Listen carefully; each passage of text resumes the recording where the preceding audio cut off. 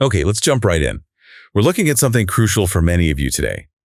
CIMA Objective Test Exam Readiness. We've got this 10-point checklist from our source material, and the plan is to really unpack it. It's pitched as a practical roadmap to boost your chances of passing first time. Yeah, it's more than just a list, definitely. So if CIMA exams are on your horizon, this deep dive should be, well, pretty useful. Absolutely. And what's great is where it starts right at the foundation.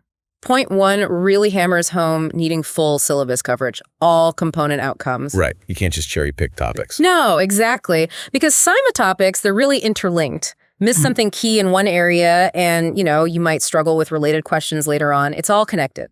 So it's about seeing the bigger picture, how things fit together. And the source connects this to the examination's blueprint too, doesn't it? It does, yeah. Point 4 specifically talks about demonstrating skills under all the task statements in that blueprint, and it explicitly says scoring is linked there. Ah, okay. So it's not just knowing stuff. It's about applying it.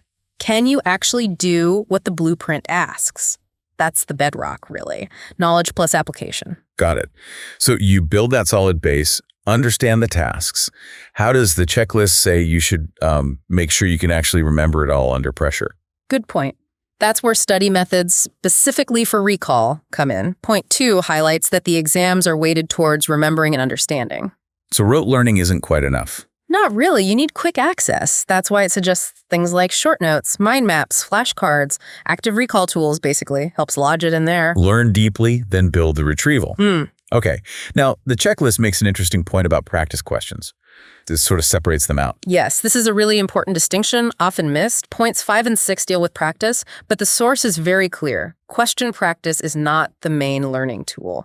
Your core learning happens back at point 1, covering the syllabus. Practice questions are described as like the most helpful preparation technique, something you do after studying to improve. So study first, then use practice, like mock exams from point 5, to test yourself and find the gaps. Exactly. And crucially, use the feedback from those mocks.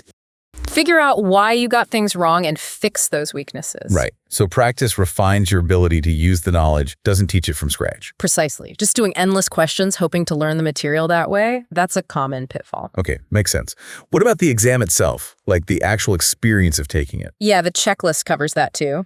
Familiarity is key. Points 3, 7, and 8 tackle this.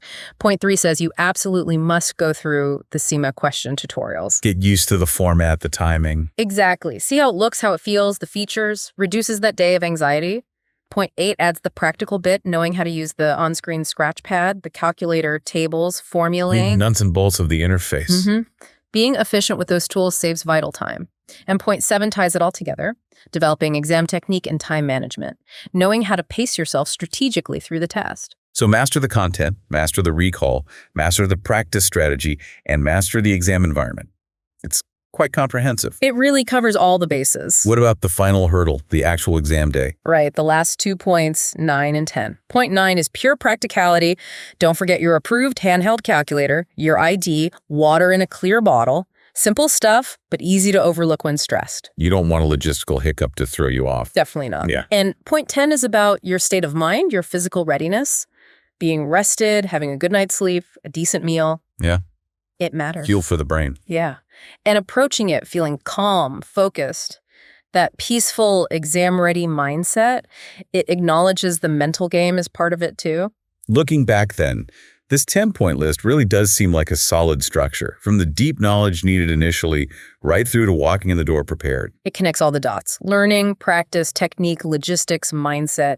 It's a holistic view of readiness. So thinking about everything we've covered, the syllabus depth, recall tools, smart practice, exam mechanics, the logistics, that final mindset, here's something for you to consider. Which one of these 10 points do you reckon gets overlooked the most often by students? And why might really focusing on that specific one give you the biggest edge? Worth thinking about.